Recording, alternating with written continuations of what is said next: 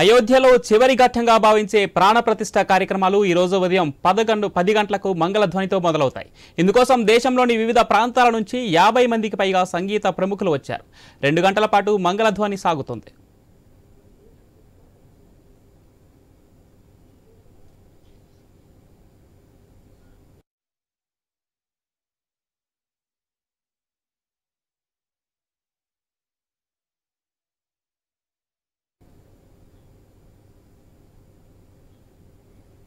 Right. ఇక అయోధ్య రాముడి విగ్రహ ప్రతిష్టకు సంబంధించి రాముని సకల గుణాలకు సంబంధించి మనతో పాటు చర్చించడానికి పెద్దింటి అనిల్ కుమార్ గారు, అదేవిధంగా శరత్ కుమార్ గారు ఉన్నారు. అనిల్ కుమార్ గారు, ముందుగా విగ్రహ ప్రాణ ప్రతిష్ట తర్వాతకి ప్రాణ ప్రతిష్టకు ముందు అంటే మనం చూడవలసిన ముందుగా ఆ తేడాలు ఏం గుర్తించవచ్చు మనం ముఖ్యంగా? అంటే విగ్రహ ప్రాణ ప్రతిష్ట తర్వాత అంటే ఎటువంటి శక్తులు అలుముకుంటాయి విగ్రహానికి? విగ్రహంలో ఏదైనా ఒక విగ్రహ ప్రతిష్ఠ జరిగినప్పుడు అండి, దానికి ముహూర్తం తర్వాత అందులో కళావాహన అనే ఒక కార్యక్రమం ఉంటుందండి. అంటే ఏదైనా ఒక బింబాన్ని అందులో భగవంతుని ప్రవేశపెట్టాలంటే దానికి కొన్ని సంస్కారాలు చేయాలి. ఆ సంస్కారాల్లో ప్రధానమైన న్యాసార్చనలని, అలాగే అభిషేకాలని, అధివాసాలని, క్షీరాదివాసం, జలాదివాసం, పంచగవ్యాదివాసం, ధాన్యాదివాసం, ఇవన్నీ ఒక రాయిలా ఉన్నదాన్ని దానికి ఒక శక్తిని ప్రవేశపెట్టడానికి మనకు ఋషీశ్వరులు కొంత మార్గాన్ని చూపించారండి. ఎందులో భగవత్ శక్తి ఇమిడి ఉంటుంది, భగవత్ శక్తిని మనం ప్రవేశపెట్టాలంటే ఏం చెయ్యాలి అనేది మనకి కొంత ఋషీశ్వరుల ఆగమం ప్రకారంగా మనకి చెప్పబడి ఉంది. అందులో ఈ యొక్క అధివాసాలు అనేవి ప్రధానంగా ఏదైనా ఒక విగ్రహాన్ని మనం ప్రాణప్రతిష్ఠ చేసే ముందుగా దాన్ని శుద్ధి చేయాల్సి ఉంటుందండి. అందులో ఆ పాలు, పెరుగు, తేనె, నెయ్యి, వీటిని పంచామృతాలు అంటారు, వాటితోటి అభిషేక కార్యక్రమం చేయడం, అలాగే పంచగవ్యాలతోటి శుద్ధి చేయడం, అలాగే క్షీరం, గోఘృతం, అలాగే గోదధి, అలాగే గోమయం, గోమూత్రం, ఇవి పంచగవ్యాలు. ఈ గవ్యాలతోటి కూడా అధివాసం చేయడం, వాటితో పూర్తిగా నింపి ఉంచడం. అలా ఉంచిన తర్వాత ఆ విగ్రహాన్ని తీసుకుని అక్షిన్మేషణ అనేది కార్యక్రమం ఉంటుందండి.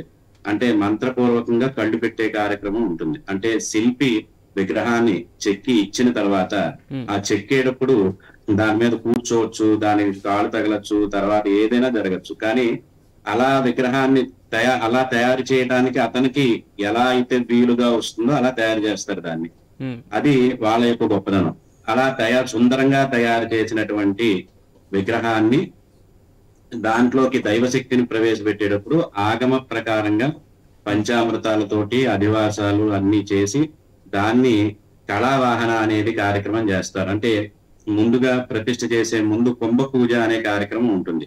ఈ విశ్వంలో ఉండేటటువంటి భగవత్ శక్తిని ఒక కలశంలోకి ఆవాహన చేసి ముందు రోజు రాత్రి అధివాసం చేసి ఆ తర్వాత ఆ యొక్క కలశలో ఉండేటటువంటి శక్తిని అంతా కూడా ముహూర్త సమయానికి విగ్రహంలోకి ప్రవేశపెట్టే కార్యక్రమం జరుగుతుంది. అంటే ఇక్కడ కొన్ని ఆగమ వ్యత్యాసాలు ఉంటాయి.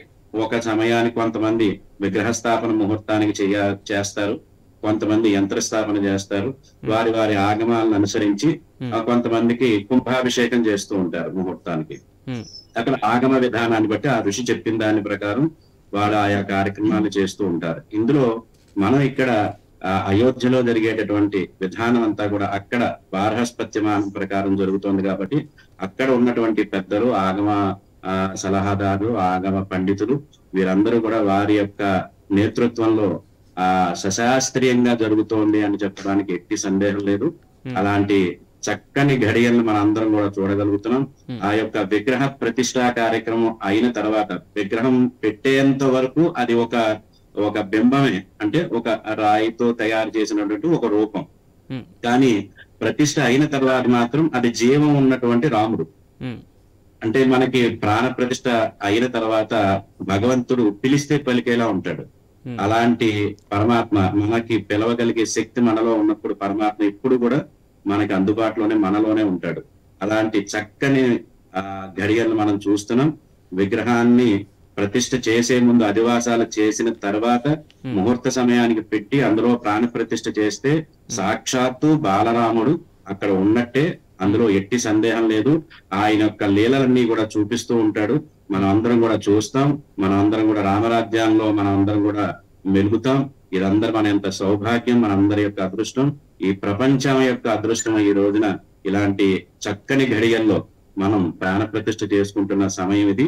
కాబట్టి ప్రాణ ప్రతిష్ఠ అయిన తర్వాత సాక్షాత్తు రాముడే అక్కడ ఉన్నట్టుగా మనం అందరం కూడా భావించి ఆ నమస్కారం చేసుకున్నప్పుడు ఆ ఫలితం ఖచ్చితంగా ఉంటుందండి. ఇప్పుడు మనతో పాటు శరత్ బాబు గారు ఉన్నారు. శరత్ బాబు గారు, మీరు చెప్పండి, ఇప్పుడు ఈ అయోధ్య రామ మందిరం నిర్మాణం చేపట్టినా సరే, లేదంటే విగ్రహ ప్రాణ ప్రతిష్ఠ చేసినా సరే, ఇదంతా సనాతన ధర్మాన్ని మనం కాపాడుకోవడం కోసం, రాముని ఒక సుగుణాలను అంటే భవిష్యత్ తరాలకు అందించడం కోసం.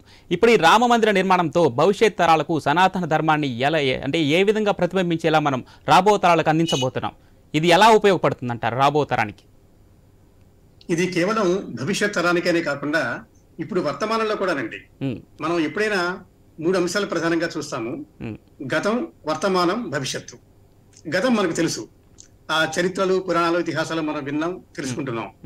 వర్తమానం మనం చూస్తున్నాం. శ్రీరామ జన్మభూమి మందిరంలో అయోధ్యలో బాలరాముడి విగ్రహ ప్రతిష్టాపన కార్యక్రమాన్ని కొద్ది నిమిషాల్లో మనం చూడబోతున్నాం. అయితే భవిష్యత్తు అనేటప్పటికీ చాలా అంశాలు ఉంటాయండి.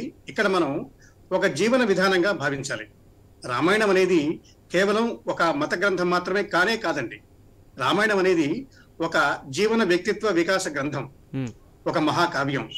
అలా చూసుకున్నప్పుడు భవిష్యత్ తరాలు రాముడు, రామ పరిపాలన, రాముడి లక్షణాలు, రాముడి సుగుణాలు ఇవన్నీ అర్థం చేసుకొని ఆయన జీవితకాలంలో ఎలా ఉన్నారు, దైవంగా అని కాకుండానే ఒక మానవుడిగా ఎలాంటి జీవన ధర్మాల్ని ఆయన పాటించారు, జీవితకాలంలో ఎలాంటి సమస్యలు, సవాళ్లు ఎదుర్కొన్నారు, వాటిని ఏ విధంగా పరిష్కరించుకున్నారు, ఎటువంటి సహాయం తీసుకున్నారు, ఇలాంటివన్నీ కూడా ఒక జీవన విధానాన్ని, వ్యక్తిత్వ వికాసాన్ని, మూర్తిమత్వ ప్రతిభని చాటే మహా కావ్యం రామాయణం. అయితే ఇవాళ అయోధ్యలో ప్రతిష్టాపన అవుతున్న, ప్రాణ ప్రతిష్ఠ జరగబోతున్న బాలరాముడి విగ్రహం అనేది భవిష్యత్ తరాలకి ఒక దిక్సూచిక, కరదీపిక, ఒక కాంతి రేఖ.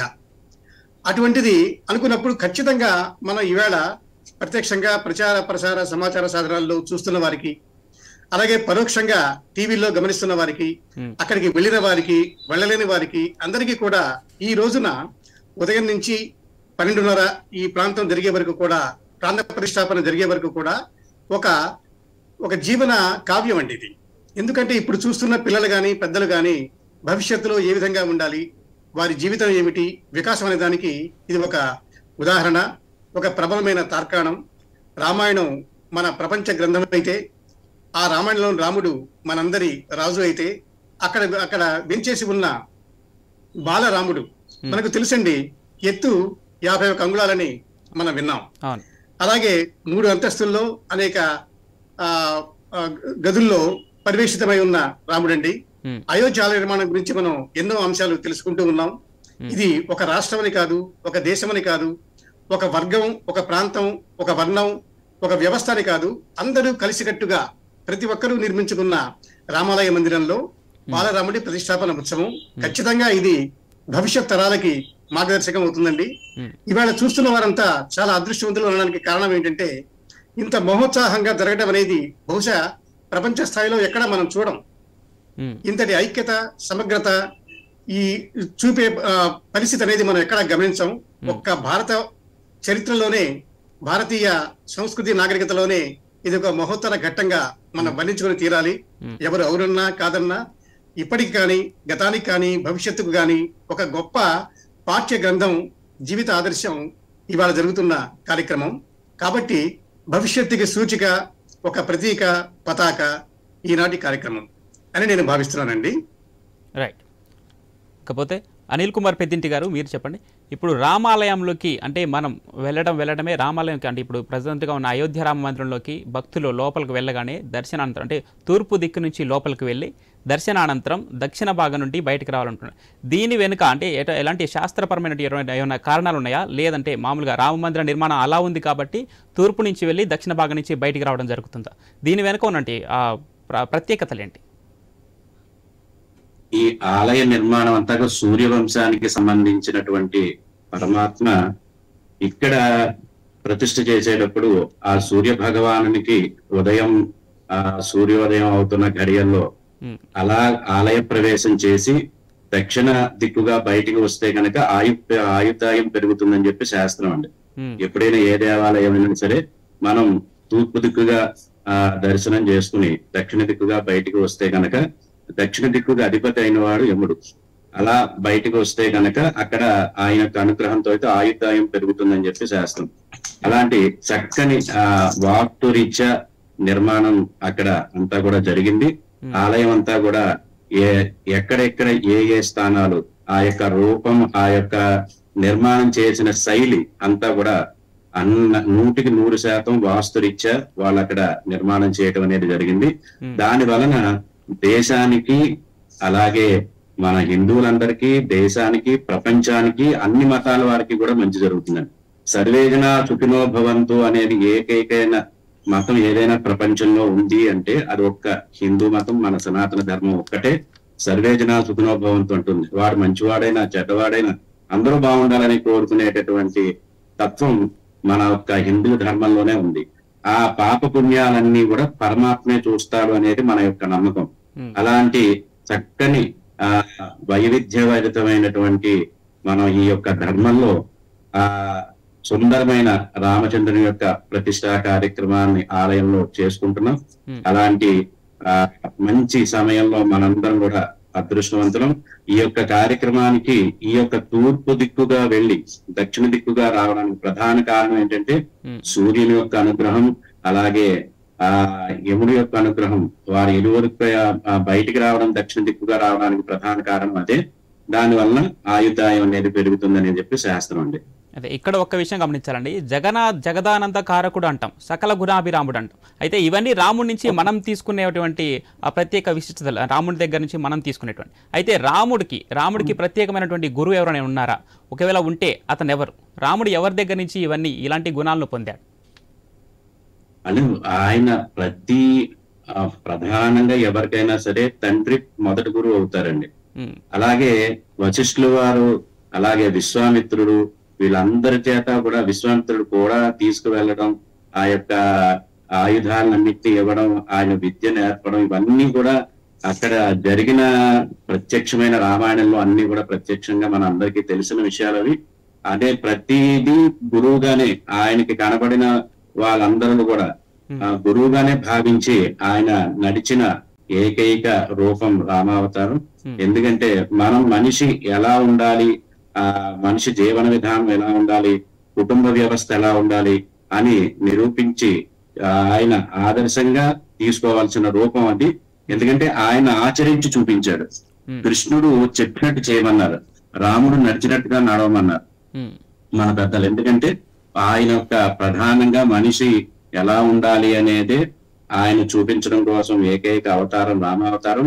ఆసేతు హిమాచలం అంతా కూడా తిరిగి అన్ని చోట్లకి ఆయన నడిచి అందరినీ కూడా అన్ని వాతావరణాలని కూడా ఆయన చూసి ఆ యొక్క వారి యొక్క అనుగ్రహాన్ని అన్ని చోట్లకి ప్రసరింప చేసినటువంటి రూపం రామావతారం. అందుకనే ప్రతి ఒక్కళ్ళు కూడా ఆ కాశ్మీర్ నుంచి కన్యాకుమారి వరకు కూడా రాముడు తిరిగిన స్థానం అంతా కూడా ఉంది. కాబట్టి అదంతా నారాయణుడు నడిచిన భూమి. కాబట్టి ఇలాంటి పవిత్రమైన భూమిలో ఆయనటువంటి నడిచిన విధానం ఆయన అందరూ ప్రధానంగా గురువుగా భావిస్తూ ఎవరైతే ఆయనకి విద్య నేర్పారో, అలాగే ప్రధానంగా తండ్రి గాని, తర్వాత విశ్వామిత్రుడు గాని, తర్వాత ఆ వెళ్లే దారిలో వైఖాంసులను కూడా ఆయన కలిసినట్టుగా రామాయణంలో ఉంది. అలాగే వారిని కూడా గురువుగా భావించడం, అందరి నుంచి కూడా ఆయన ఒక్కొక్క విషయం నేర్చుకున్నట్టుగా రామాయణంలో చెప్పబడి ఉందండి. అలాంటి చక్కని రూపం. ఎందుకంటే ఆయన నారాయణుడు అయినప్పటికీ కూడా మనిషికి ఎలా ఉండాలో చూపించాడు ఆయన. అలాంటి సుందరమైన ఆ పరమాత్మ యొక్క అనుగ్రహం మనందరికీ కూడా కలుగుతుంది. అలాంటి రామ ప్రతిష్ఠ ఈ రోజు జరుగుతున్నందుకు మనందరం కూడా చాలా గర్వపడాల్సి, చాలా ఆనందించాల్సిన విషయం. శరత్ బాబు గారు, మీరు చెప్పండి. ఇప్పుడు కేరళ శబరిమల ఆలయం అంటే 18 పడిమెట్లు, తిరుమల 7 కొండలవాడ అని పేరులో ఉంది, 7 కొండలు. ఇలా శ్రీరామ మందిరానికి అంటే శ్రీరాముని దర్శనం కోసం వెళ్ళిన భక్తులకు ఏమి సాక్షాత్కరిస్తుంది అంటే అయోధ్య రామ మందిరంలో? అయోధ్య రామ మందిరం కేవలం తిరుమల శబరిమల అనే కాకుండా దాదాపు అన్ని పుణ్యక్షేత్రాల సారాంశాన్ని నిక్షిప్తం చేసుకున్నది అయోధ్య రామ మందిరం అండి. ఎందుకంటే అనేక అంశాలు ఇందులో ఉన్నాయి. ప్రధానంగా మనం గమనించవలసిన విషయం ఒక 4 అంశాలు ఉన్నాయి ఈ అయోధ్య రామాలయ ప్రతిష్టాపనలో. విద్య, శాస్త్రం, కళ, సాంకేతికం. విద్య అనేటప్పటికీ అనేక పుణ్యక్షేత్రాలు ప్రాంతాలలోని ఒక విద్యారంగ విజ్ఞానం, పరిజ్ఞానం ఇవన్నీ కూడా నిక్షిప్తమైనది అయోధ్యలో. అలాగే శాస్త్రపరంగా ఒక శిల్పశాస్త్రం కానీ, తర్వాత సంప్రదాయం వైఖరి కానీ ఇవన్నీ కూడా అందులో కేంద్రీకృతం అయ్యాయి. తర్వాత కళల పరంగా ఒక బాలరాముడి విగ్రహమే ఒక కళాత్మక రూపం.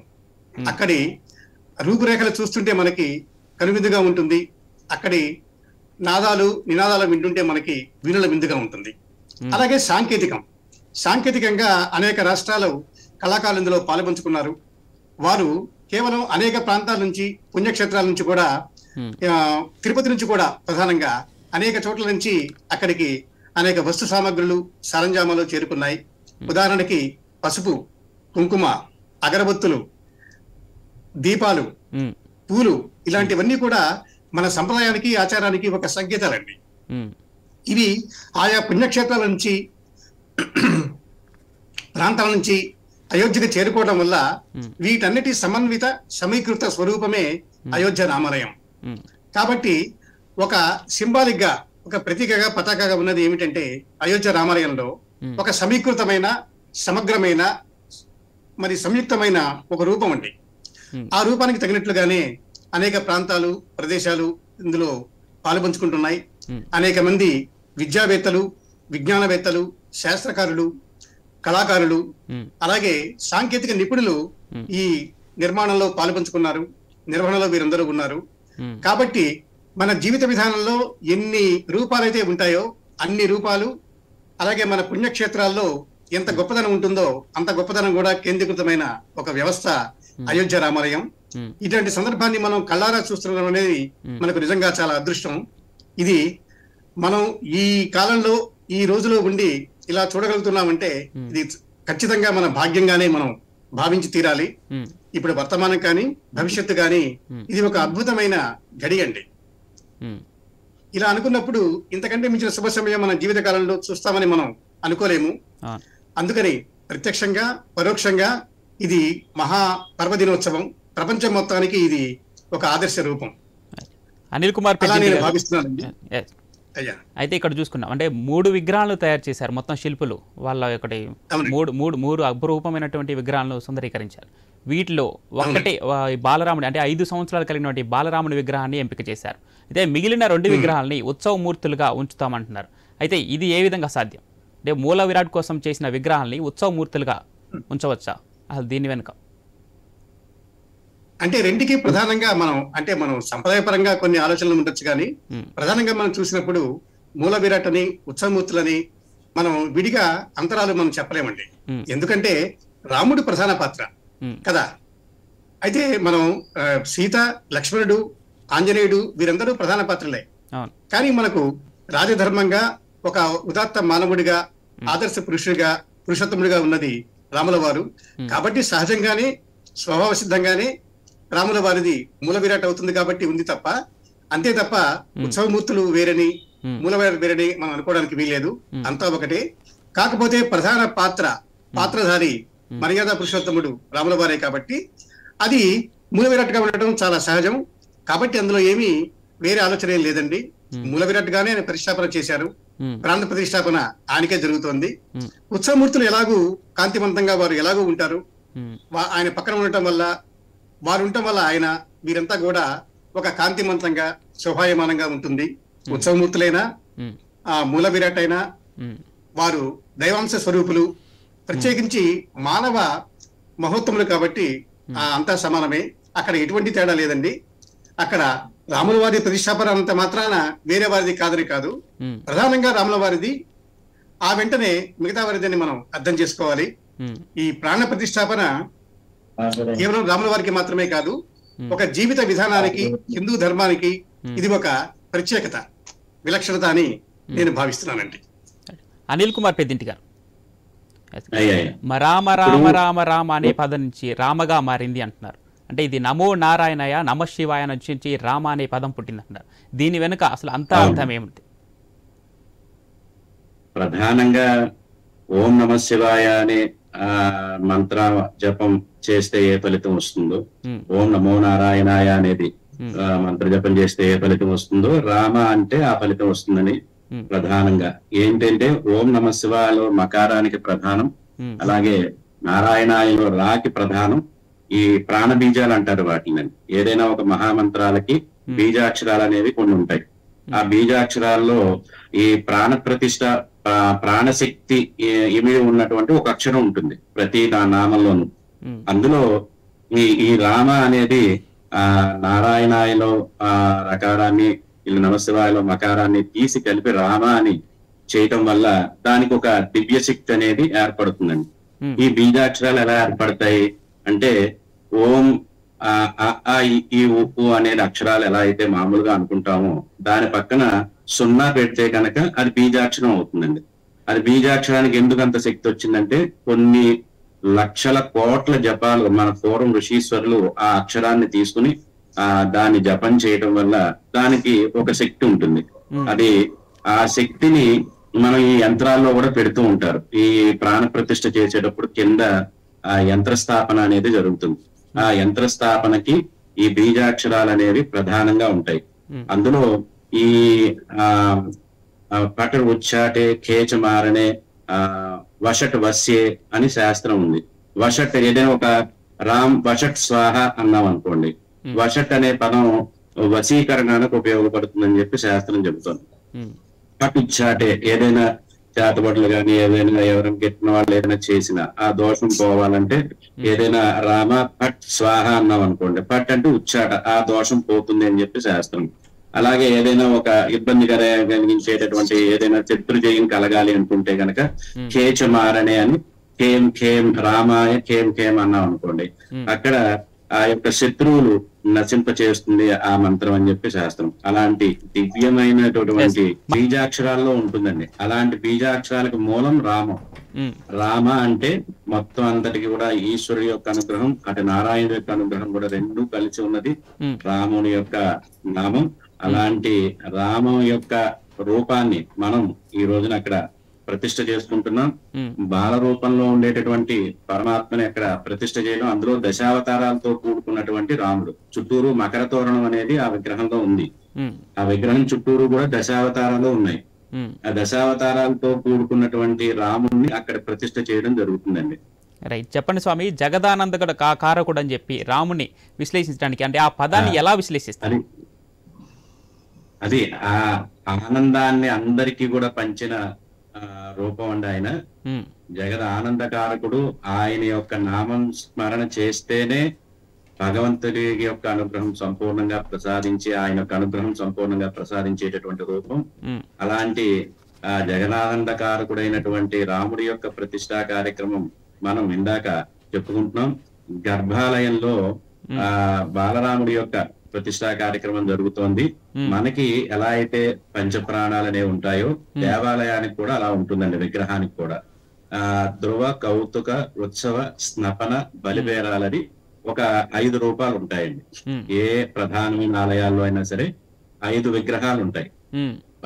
ఒకే రూపం కలిగినటువంటి విగ్రహాలు 5 ఉంటాయి. అందులో ధ్రువమూర్తి. ధ్రువమూర్తి అంటే ధ్రువం గ్రామ రక్షణ, దేశ రక్షణ, ప్రపంచ రక్షణ కోసం ధ్రువమూర్తి ఉంటాడు. ఆయన ఎక్కడికి కదల, ఆయన స్థాపింపబడి ఉంటారు. అలాగే ధ్రువ కౌతుకులు. కౌతుకులు అంటే ఇంకొక బింబం ఉంటుందండి. దానికి నిత్యం అర్చన చేసేటటువంటి విధానం అంతా కూడా దానికి చెయ్యాలి. అలాగే ధ్రువ కౌతుక ఉత్సవ బేరాలు. ఉత్సవ బేరం అంటే గ్రామోత్సవాలకి మనం బయటికి తీసుకువెళ్లి అలంకారాలు చేసి అర్చన చేసి బయట ఊరేగింపుగా తీసుకెళ్లేటటువంటి రూపం ఒకటి ఉంటుంది. అలాగే స్నపనం అనేది ఒకటి ఉంటుంది. నారాయణ స్వరూపంలో స్నపన బేరానికి శాలిగ్రామం ప్రధానం. శాలిగ్రామానికి అది కూడా ఒక్కొక్క బింబంతో సమానం అండి. నిత్యాభిషేకం అనేది ఎక్కడ విష్ణాలయాల్లో అయినా సరే నిత్యాభిషేకం శాలిగ్రామానికి జరుగుతూ ఉంటుంది. అలాగే బలిబేరం. ఏదైనా ప్రధానమైనటువంటి ఉత్సవాలు జరిగినప్పుడు దేవతలందరినీ ఆహ్వానించే కార్యక్రమం జరుగుతుంది. అలాంటి వచ్చిన దేవతలందరికీ కూడా బలిహరణ అనేది చేయడం అనేది జరుగుతుంది. చుట్టూరు కూడా గ్రామంలోకి వెళ్ళి దేవుడు ఏ అయితే వీధుల్లో తిరుగుతాడో ఆయా వీధుల్లో బలిహరణ అనేది సమర్పిస్తూ ఉంటారు.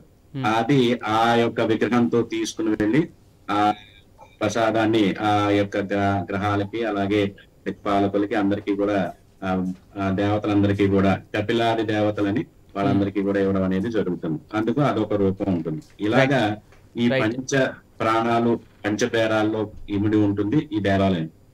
అనిల్ కుమార్ గారు, మీరు ఒక్క నిమిషం అలాగే ఉండండి. మనతో పాటు అంటే రాముని విశిష్టతలకు సంబంధించి అయోధ్య రామ మందిర విగ్రహ ప్రాణ ప్రతిష్టకు సంబంధించి మనతో పాటు చర్చించడానికి స్టూడియోలో సిద్ధంగా ఉన్నారు అనురాధ గారు. నమస్కారం అండి. నమస్కారం. చెప్పండి, ఎన్నో ఏళ్ల కళ సాక్షాత్కారం కాబోతుంది మరికొద్ది గంటల్లో. ప్రధాని మోదీ చేతుల మీదుగా నిర్వహించబోతున్న ఈ కార్యక్రమం మీకు ఎలా అనిపిస్తుంది?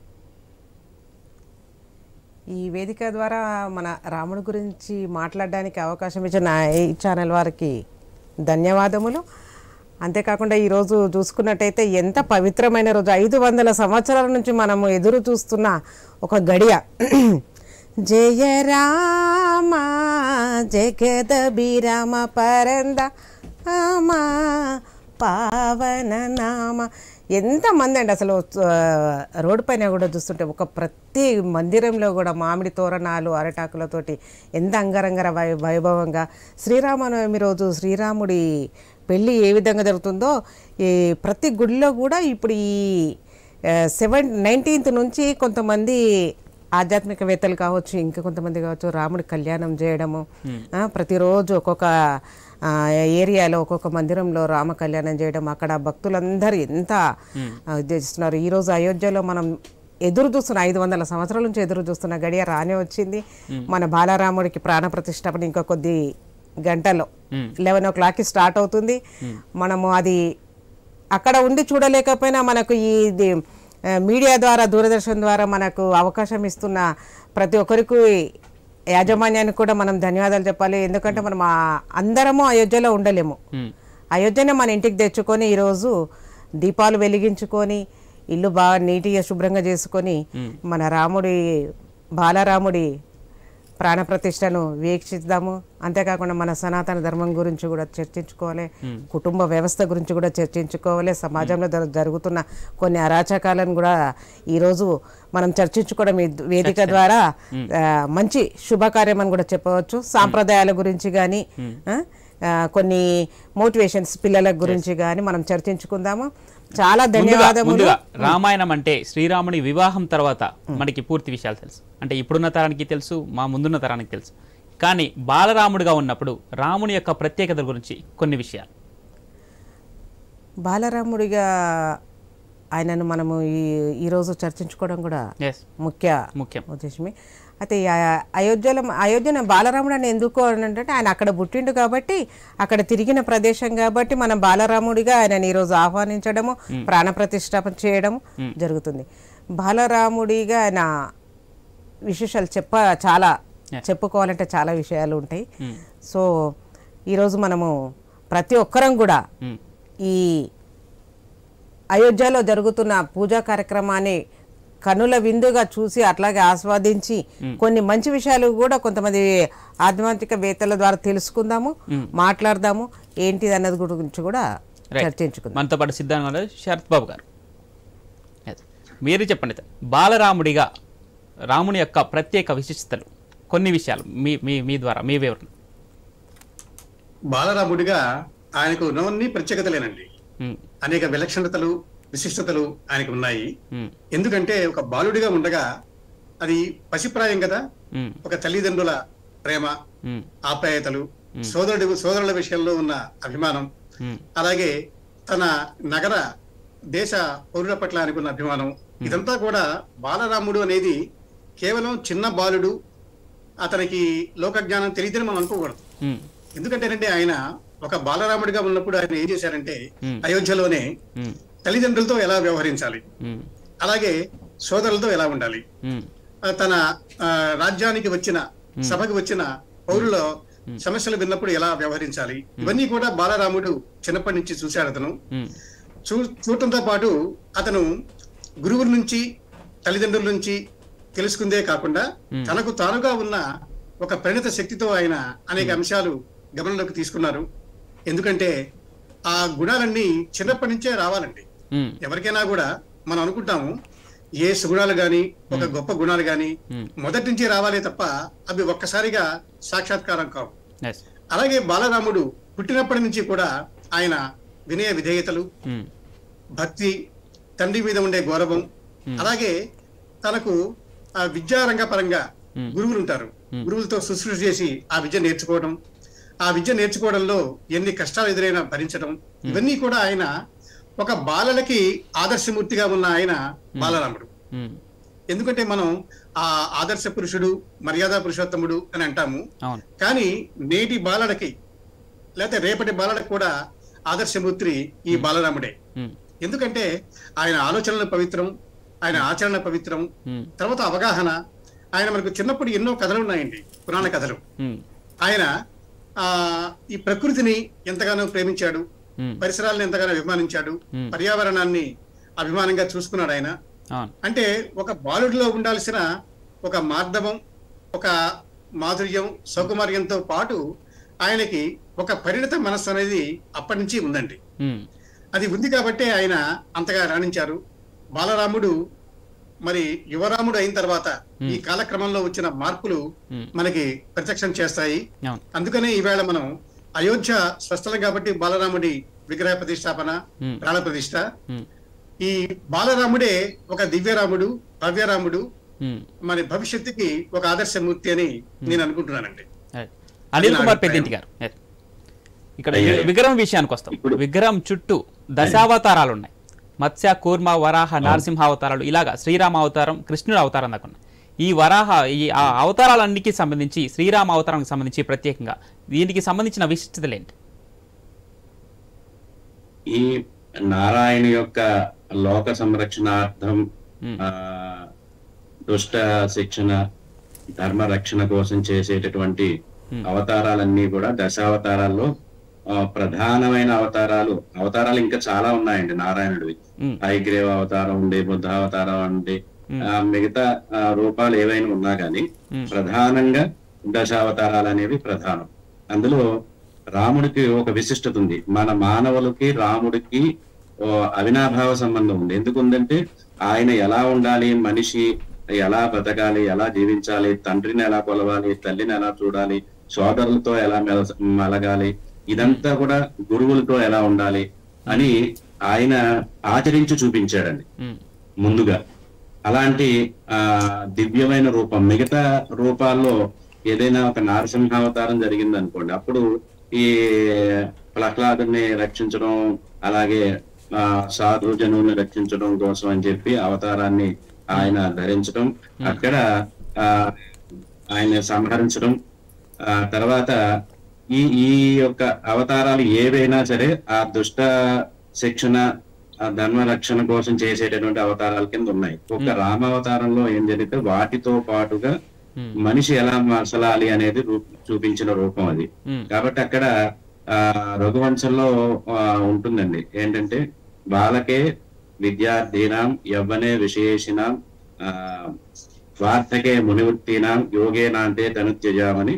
ఆ యొక్క రాముడు ఎవరు మనుషులు ఎలా ఉండాలి అంటే ఇక్కడ బాలకులుగా ఉన్నప్పుడు విద్యని అభ్యసించాలి అని, యవ్వనే విశేషినాం ఒక యవ్వన వయసు వచ్చినప్పుడు విషయాల మీద అవగాహన కలిగి ఉండాలి అని, అలాగే వార్ధకే మునివృత్తిన వార్ధక్యం వచ్చినప్పుడు వారి యొక్క జీవన విధానం అంతా కూడా మునుల్లాగా ఉండాలి అని, ఈ యొక్క విధానం అంతా కూడా చెప్పబడిన రూపం రాముడు. అలాంటి రాముడు ఆ నారాయణ స్వరూపమే అని తెలియడం కోసం అనేది దశావతారాలతో కూడుకున్నటువంటి రాముడిని అక్కడ ప్రతిష్ఠ చేయడం అనేది జరుగుతుంది.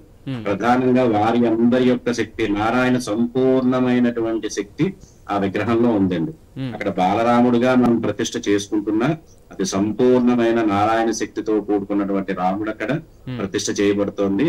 అలాంటి ప్రతిష్టా కార్యక్రమాల్లో మనందరం కూడా ఈ రోజున వీక్షించడం అనేది చాలా అదృష్టంగా మనందరం కూడా ఈ ప్రాముఖ్యతలకి, రాముని ప్రాముఖ్యతలకు సంబంధించి కంటిన్యూ చేయండి, చెప్పండి. హలో, చెప్పండి అనిల్ కుమార్. ఇలాంటి విషయాల్ని తెలియజేస్తూ ఈ రాముడికి సంబంధించిన విషయాలన్నింటినీ కూడా అందరికీ కూడా తెలియజేస్తున్నటువంటి ఐ న్యూస్ వారికి ప్రత్యేకించి ధన్యవాదాలు చెప్పాలండి. ఎందుకంటే ప్రత్యేకించి లైవ్ చూపించడమే కాకుండా ఈ యొక్క రాముడి యొక్క విశిష్టత ప్రతి ఒక్కళ్ళకి సంబంధించిన వాడు రాముడు. ఎందుకంటే ఈ రామాలయ నిర్మాణం కూడా అలాగే జరిగిందండి. ఎలాగంటే ప్రతి ఒక్కళ్ళ నుంచి రూపాయి ఎవరు ఏ రూపాయి ఇచ్చినా సరే అదంతా కూడా అయోధ్య కమిటీకి చేరవేసి ఆర్ఎస్ఎస్ వాళ్ళు కానీ, విశ్వ హిందూ పరిషత్ వాళ్ళు కానీ, వీళ్ళందరూ కూడా అందరి భాగస్వామ్యం అందులో ఉందండి.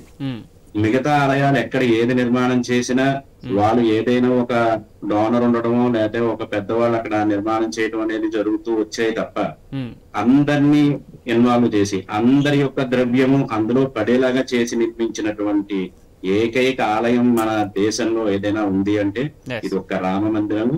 అలాంటి చక్కని మందిరాన్ని మనందరి మందిరం అది. అలాంటి మందిరంలో ఈ రోజు రాముడు కొలువైతున్నందుకు మనందరం కూడా చాలా అదృష్టవంతులం, అందులో ఎట్టి సందేహం లేదు. రైట్, ఒక్క నిమిషం మీరు అలాగే ఉండండి. మనతో పాటు ఇలాంటి ప్రాముఖ్యత మరెన్నో విషయాలు మనతో పంచుకోవడానికి స్టూడియోలో సిద్ధంగా ఉన్నారు అనురాధ్ గారు. ఇందాక ఒక మాట అన్నారు, సనాతన ధర్మాన్ని రాబో తరాలకు కానీ ఇప్పుడు వర్తమానంలో ఉన్నట్టు మనం కానీ ఆచరించడానికి అసలు బీజం ఎక్కడ పడాలంటారు? దీనికి సంబంధించిన ప్రాముఖ్యతలు ఏంటి మీ నోటితో? ఇప్పుడు కుటుంబ వ్యవస్థకు మూలం రామాయణం. ఏదైనా ప్రతి కుటుంబం కూడా రామాయణంని ఎగ్జాంపుల్ తీసుకొని నడిచినట్టయితే ఆ ఫ్యామిలీ, అక్కడ పెరుగుతున్న పిల్లల ఆ బాగోగులు అవన్నీ కూడా సక్సెస్ అవుతాయని నేను చెప్తాను. ఇప్పుడు రాముని తీసుకున్నట్టయితే ఎన్నో కష్టాలు పడ్డాడు. రామాయణంలో సుఖం తక్కువ, కష్టాలు ఎక్కువ ఉన్నాయి. రాముడితో వచ్చిన సీతమ్మకు అలాంటి కష్టాలే తను ఎదుర్కొన్నది. కానీ ఆయన ముఖంలో ఉన్న చిరునవ్వు మనం ఇప్పుడు ఈ జనరేషన్లో చూసుకున్నట్టయితే ఫ్యామిలీలలో మనము ఈ ఫ్యామిలీస్ గురించి కూడా మాట్లాడుకోవాలి. ఈ అయోధ్య విషయం వచ్చినప్పుడు, రాముడు భగవాన్ గురించి వచ్చినప్పుడు ఆయన ఎగ్జాంపుల్ తీసుకొని ఏ ఫ్యామిలీ అయినా కూడా ప్రతి విషయంలో కానీ సహనం అనేది ఉండాలి. ఇప్పుడు రాముడి మొహం చూసుకున్నట్టయితే ఎప్పుడు చూసినా నవ్వుతున్నా, ఏ కష్టాలు, అయ్యో వనవాసంకి పోయినప్పుడు కూడా ఆయన ముఖంలో చిరునవ్వే. కానీ ఇప్పుడు చూసుకున్నట్టయితే చిన్న ప్రాబ్లం ఉన్నా కూడా మనుషులు ఇంట్లో అల్లాకల్లోలం చేసుకోవడము, సమస్యలు పెంచుకోవడము, విడిపోవడాలు ఇలాంటివి జరుగుతున్నాయి. మనం రాముని ఎగ్జాంపుల్ తీసుకొని ఒక కుటుంబంలో ప్రతిదీ కూడా ఆయన ఎగ్జాంపుల్ తీసుకోవాలి. బాలరాముడు అన్నప్పుడు ఆయన చిన్నప్పుడు ఏ విషయాలు ఎలా చేశారు, ప్రతి పిల్లల విషయంలో కూడా అలాంటి శ్రద్ధ తీసుకోవాలి. తల్లిదండ్రులు మెయిన్, తల్లిదండ్రుల ఒక ఇల్లు బాగుపడాలి అంటే ఇంటి ఇల్లాలు కరెక్ట్గా ఉంటాయి. కొత్త భార్యాభర్తలు కరెక్ట్గా ఉన్నారంటైతే ఆ ఫ్యామిలీ, అక్కడ ఉన్న పిల్లల లైఫ్ బాగుంటుంది. ఇక్కడ చూసుకున్నట్టయితే ఈ జనరేషన్లో ఇప్పుడు చాలా మటుకు చిన్న చిన్న విషయాలకే గొడవలు పడడము, పిల్లలు ఇది కావడము, పిల్లలు డిస్టర్బ్ అవ్వడము, చదువుకోలేకపోవడం, మెంటల్గా డిస్టర్బ్ అవ్వడం, ఇవన్నీ జరుగుతున్నాయి. అంటే ఇప్పుడు ఈరోజు చూసినట్టయితే ప్రతి ఇంట్లో కూడా టీవీ ఆన్ చేసుకొని రాముడి గురించి తెలుసుకుందాం. కొంతమందికి రాముడి గురించి తెలియని పిల్లలు కూడా ఉన్నారు. ఈ మధ్య చూసినట్టయితే ఏ ఇంట్లో కూడా జాయింట్ ఫ్యామిలీస్, అమ్మ నానమ్మ అత్తలు అలాంటి వాళ్ళు లేరు. పిల్లలకు అసలు ఒక శ్లోకం తెలియదు, రామాయణం అంటే తెలియదు, భగవద్గీత అంటే తెలియదు. సో ఇంతకు ముందు అయితే వాళ్ళు పెద్దవాళ్ళు ఉండేవాళ్ళు చెప్పేవాళ్ళు, ఇప్పుడు లేరు. పిల్లలు తల్లిదండ్రుల బిజీలో తల్లిదండ్రులు ఉన్నారు. ఒక అసలు మనకు పూజల గురించి తెలియడం లేదు. ఏవైనా కూడా పుట్టిన పిల్లలప్పటి నుంచి చూసి ఒక 1 year బేబీని చూసినట్టయితే కూడా ఎక్కడ ఏ పిల్లలు ఒక శ్లోకం కూడా చూసినట్టు లేదు. టీవీ ఓపెన్ చేస్తే అవేంటి కార్టూన్స్ ఛానల్స్ అవి చూడడము, పిల్లలు దానికి అలవాటు పడ్డారు. తల్లిదండ్రుల బిజీలో పిల్లలను కూడా పట్టించుకోవడం లేదు. సో ఈ వేదిక ద్వారా మనం చెప్పడం ఏంటంటే, చెప్దాం పిల్లలకి, శ్లోకాలు నేర్పిద్దాం, మనం ఏంటి, మన ధర్మం ఏంటి, ఎటు వెళ్ళాలి, ఏ వైపు వెళ్ళాలి. ఈ చిన్న చిన్న పిల్లల మీద కూడా అత్యాచారాలు ఇవన్నీ జరగడానికి కారణం ఏంటి? ఇలాంటి సమస్యలు వచ్చినప్పుడు ఎవరు పట్టించుకోలేదు. సొసైటీలో కూడా కొన్ని ఇప్పుడు ఫోన్ ప్రాబ్లం కూడా అనుకోవచ్చు, కొన్ని సినిమాల ప్రభావం కూడా పిల్లలపై పడి ఈ మధ్య చిన్న చిన్న వయసులలోనే పిల్లలు అన్ని పెద్ద అన్ని తెలుసుకుంటున్నారు. మన టైంలో అయితే మనకు 20 సంవత్సరాలు వచ్చేంత వరకు కూడా మనకి ఏంది అనేది తెలియని పరిస్థితుల్లో మనం ఉండి, ఇప్పుడు మాత్రం పిల్లలకు 6th 7th పిల్లలకు కూడా మొత్తం అన్ని తెలిసిపోతున్నాయి. దీనివల్ల కూడా ఈ సోషల్ మీడియా వల్ల కొంచెం ప్లస్ ఉందని చెప్పొచ్చు, కొంచెం మైనస్. ఇప్పుడు చూసుకున్నట్లయితే దశరథునికి తనయునుగా, ఆ తర్వాత లక్ష్మణునికి అన్నగా, మిగతా 5గురు అన్నదమ్ములలో పెద్దవానిగా రాముడి స్వభావాన్ని ఇప్పుడున్న తరం కానీ, ఇప్పుడు మనమున్న తరం కానీ, రాబో తరం కానీ ఎలా తీసుకోవాలి? అది మంచి క్వశ్చన్. ఒక ఫ్యామిలీలా కొడుకు పెద్దోడు ఉన్నప్పుడు తండ్రి మాట, ఇప్పుడు మన రాముడు దశరథ మహారాజు మాట విని వనవాసంకు ఆయన చెప్పినట్టు ఎలా నడుచుకున్నాడో, ప్రతి ఇంట్లో కూడా ఇంట్లో పెద్ద కొడుకు కరెక్ట్గా ఉంటే ఫ్యామిలీ అంతా కూడా బాగుంటుందని చెప్తాను. కానీ ఈ మధ్య చూసుకున్నట్టయితే అసలు సొంత అన్నతమ్ములకు పడట్లేదు, అక్క చెల్లెలకు పడట్లేదు, అసలు కలిసి ఉండడం లేదు. మనం ఇది ఒక ఎగ్జాంపుల్ తీసుకొని రాముణ్ణి తీసుకున్నట్టయితే ఆయనకి ఎంత సహనము, తండ్రి మాటను తల్లి జవదాటకుండా వనవాసంకి వెళ్ళి ఎన్ని కష్టాలు పడ్డా కూడా లాస్ట్కు పట్టాభిషేకం వరకు ఎంత విజయవంతంగా వచ్చిన ఆయన సహనానికి ఇది చేసుకొని ప్రతి ఒక్కరు కూడా ఎగ్జాంపుల్ తీసుకొని ప్రతి ఇంట్లో ఇప్పుడు చూసుకున్నట్టయితే తల్లికి రెస్పెక్ట్ ఇవ్వట్లేరండి. పిల్లలు తల్లికి రెస్పెక్ట్ ఇవ్వట్లేరు. తల్లిని చులకనగా చేయడము అది ఎంత వరకు కరెక్ట్? మనం నేర్చుకుంటున్నది ఏంటి? దీని అంతటికి కారణం ఏంటంటే మనం చిన్నప్పటి నుంచి పిల్లలకు ఏ విధంగా పెంచుతున్నామో అదే విధంగా పిల్లలు పెరుగుతున్నారు. వచ్చిన తర్వాత భార్య వస్తున్నది. స్త్రీ అంటే ఆదిశక్తి అండి. ఎక్కడ స్త్రీని గౌరవించబడుతుందో అక్కడ లక్ష్మి ఉంటుంది అంటారు. కానీ ఈ మధ్య చూసినట్టయితే స్త్రీలకు ఎక్కడ కూడా ఉన్నది, కంప్లీట్ లేదని కూడా చెప్పకూడదు, ఉన్నది. కాకపోతే దానికి కరెక్ట్ న్యాయం జరగట్లేదు. అయితే ఇక్కడ శ్రీరాముడు కూడా సీతమ్మ వారిని అగ్ని ప్రవేశం చేయించారని చెప్పేసి దీన్ని ఎలాగా విశ్లేషిస్తారు? ఆయన మనసులో నమ్మకం ఉన్నది, కానీ జనాల కోసం కొన్నిసార్లు ఇప్పుడు మనము తప్పలేదు ఆయనకు. ఆమె కూడా దానికి సహకరించింది, చేసింది సీతమ్మ తల్లి. చేసి ఆయనకు ఎంత నమ్మకం ఉన్నా కూడా మనం ఎదుటి వాళ్ళని కూడా నమ్మించాలని చెప్పేసి అగ్ని ప్రవేశం చేయడం జరిగింది. ఆమె అందులోకి వెళ్ళడం జరిగింది. తర్వాత పట్టాభిషేకం కూడా. రైట్. శరత్ బాబు గారు, ముఖ్యంగా రామాయణం మొత్తంలో చూసుకున్న, రాముడి జీవిత చరిత్ర మొత్తం చూసుకున్న పితృవాక్య పరిపాలన, దీన్ని ఎలా విశ్లేషిస్తారు రాముడి తరపు నుంచి? మీ వివరణ. పితృవాక్య పరిపాలన అన్నప్పుడు మనం అప్పటి పరిస్థితులను కూడా దృష్టిలో పెట్టుకోవాలండి. మనం మామూలుగా అప్పటి కాలమాన పరిస్థితుల్ని గమనించకుండా కేవలం ఇప్పటి పరిస్థితుల్ని దృష్టిలో పెట్టుకుని మనం అవగతం చేసుకోలేము. ఎందుకంటే ఆయన తండ్రి తనకు ఇచ్చిన కోరిక మేరకు, తన భార్యకి ఇచ్చిన వరం మేరకు వనవాసానికి వెళ్ళమని చెప్పినా కూడా రాముల వారి చిరునవ్వు చెదరలేదు. అంటే పితృవాక్య పరిపాలన అన్నప్పుడు కేవలం ఒక మొండిగానో ఒక యాంత్రికంగానో చేయడం కాకుండా ఆయన చిరునవ్వుతో ఉన్నా కూడా ఒక అంతర్గతంగా ఒక ప్రశ్న తండ్రికి వినిపించింది.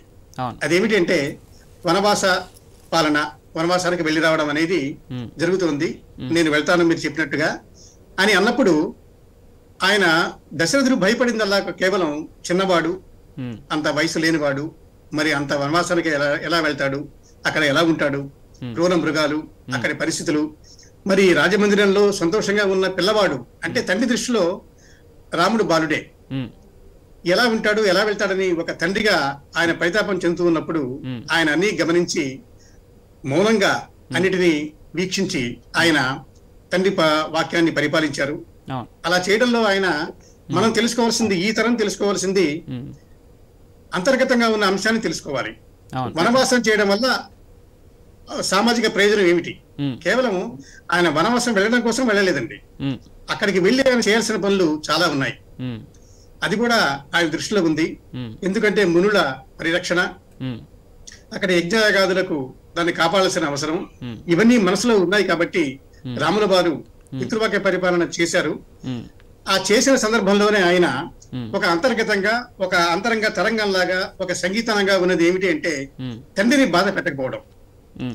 అసలే బాధలో ఉన్న తండ్రిని నేను వెళ్ళను అని మరింత బాధ పెట్టకుండా ఆయన అన్నిటినీ గమనించి కైక మనసులోని అంతరార్థాన్ని గ్రహించి భరతుడు ముఖ్యంగా అతని పరిస్థితిని తెలుసుకొని ఊహించుకొని రాముల వారు ఆ రోజు పితృవాక్య పరిపాలన చేశారు.